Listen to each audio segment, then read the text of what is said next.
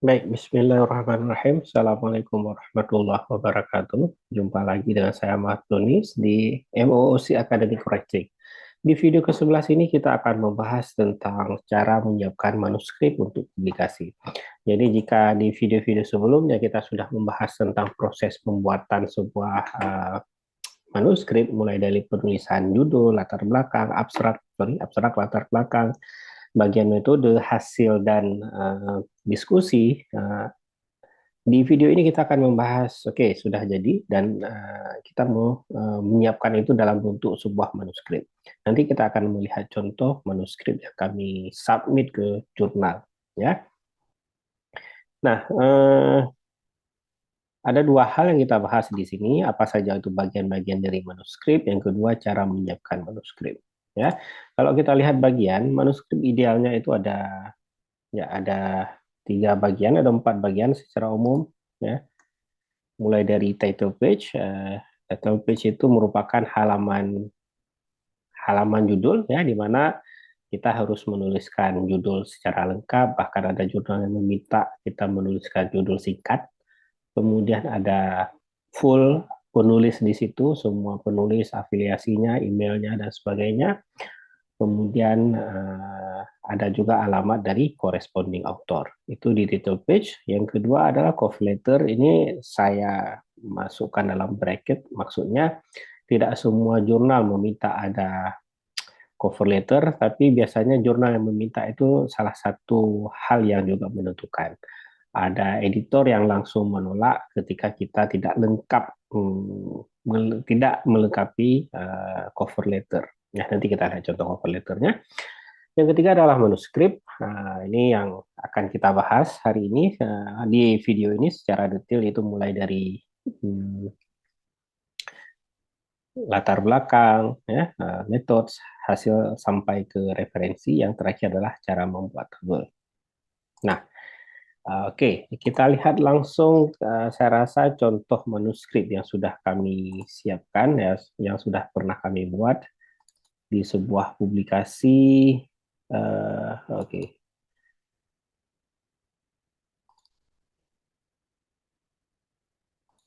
ini. Jadi kita lihat contoh dari paper page dulu, cover page, ya. Jadi atau title page. Jadi title page ini lebih kurang contohnya. Jadi ada judul di sini, kemudian ada, bentar saya besarkan, ada judul, ya, kemudian ada nama penulisnya beserta afiliasi. Yang harus diingat di sini adalah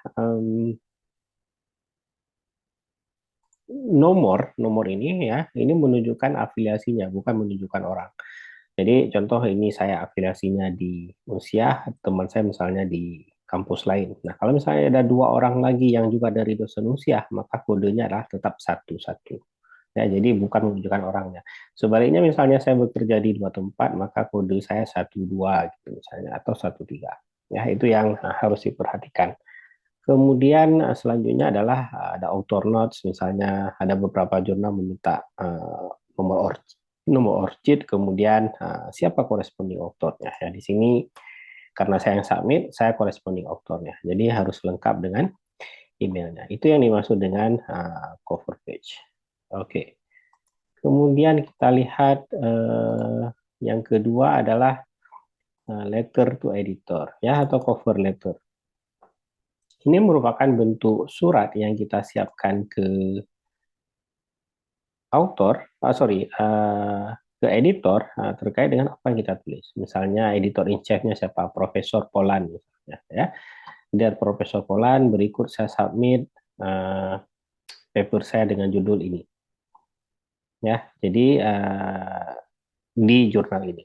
Contoh di sini investigating prevalence bla bla bla di jurnal. Dan kita jelaskan apa yang kita temukan di sini.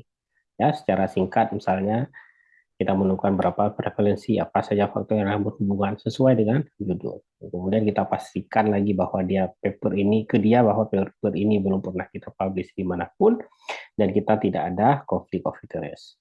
Dan Pastikan bahwa semua author sudah setuju dengan konten. Jadi untuk mahasiswa, saya ingatkan jangan pernah submit paper atau manuskrip tanpa persetujuan dosen pembimbing atau author lain. Jadi idealnya semua author harus bilang oke, sudah oke, baru boleh disubmit. Nah, jadi jangan langsung disubmit sampai semua author itu setuju. Nah, dan ini kita state di atau kita sebutkan di author. Kemudian adalah manuskrip itu sendiri. Ya, manuskrip seperti biasa bagian-bagiannya adalah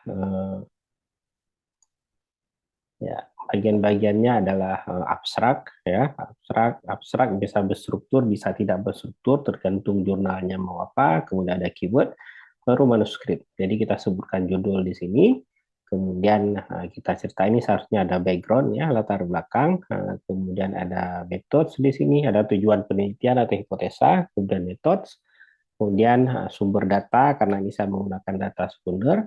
Tapi kalau data primer kita bisa menyebutkan misalnya bagaimana desainnya, apakah cross sectional, longitudinal, seperti yang sudah kita bahas di bagian metode ya. Jadi semua komponen-komponen itu metode itu kita siapkan, kemudian alat ukurnya apa saja, Cronbach alfanya, apakah sudah valid, bagaimana reliabilitasnya dan sebagainya. Kemudian rencana atau analisa data ini bukan rencana lagi, dan kalau kita gunakan software kita bisa set seperti ini. Nah, setelah bagian methods baru hasil. Hasil juga kita bisa mulai dengan deskripsi tentang responden penelitian, kemudian apa saja prevalensi atau frekuensi tergantung apa yang kita tujuan penelitian kita ya, karena riset saya tuju di sini tujuan adalah menghitung estimasi prevalensi, maka ini yang duluan kita bahas. Kemudian tujuan lain adalah untuk melihat faktor-faktor berisiko atau faktor protektif, maka itu juga kita buat dalam satu subbab khusus. Ya, jadi di sini contohnya faktor risiko atau protektif faktor. Jadi kita buat berurutan sesuai dengan tujuan penelitian, kemudian yang terakhir adalah diskusi. Ya, kita jadi pastikan seperti saya sudah bahas sebelumnya, di bab hasil kita bahas hasil, di bab diskusi kita bahas diskusi. Apa yang saja harus kita bahas di diskusi silahkan dibaca ditonton video sebelumnya.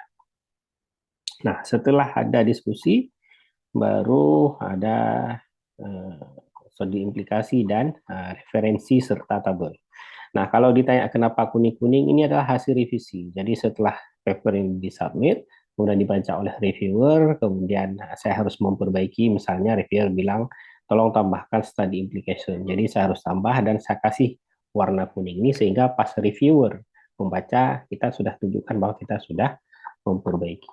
Jadi ini tidak terlalu banyak, kebetulan apa tuh koreksinya hanya beberapa hal di sini saya lupa menyebutkan apa tuh statistical signifikan ya.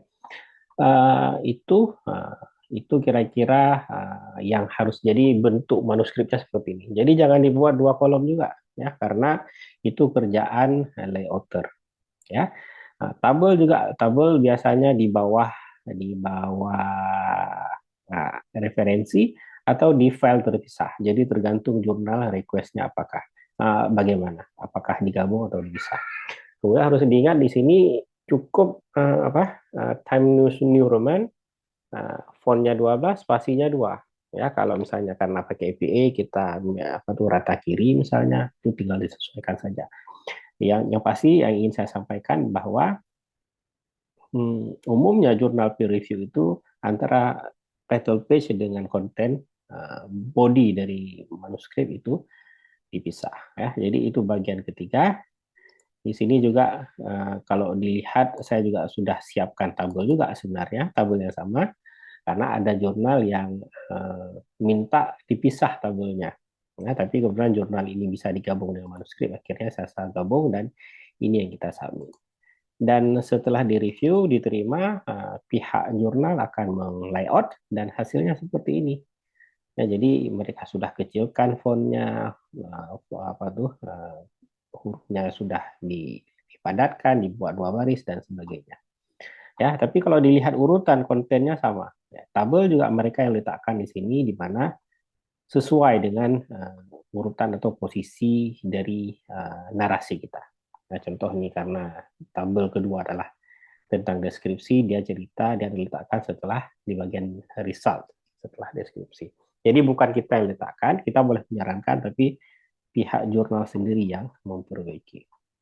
Jadi sebenarnya cukup sederhana ya cara menyiapkan manuskrip seperti ini saja, kita tulis semua komponen itu harus ada seperti yang kita bahas sebelumnya, dan baru kemudian kita submit ya. Bagaimana cara mencari jurnal, bagaimana cara mensubmit itu akan kita bahas di video ke-12. So, jangan lupa terus ikuti MOOC ini. Itu saja dari saya untuk pertemuan kali ini. Terima kasih. Sampai jumpa di video selanjutnya. Sekian. Assalamualaikum warahmatullahi wabarakatuh.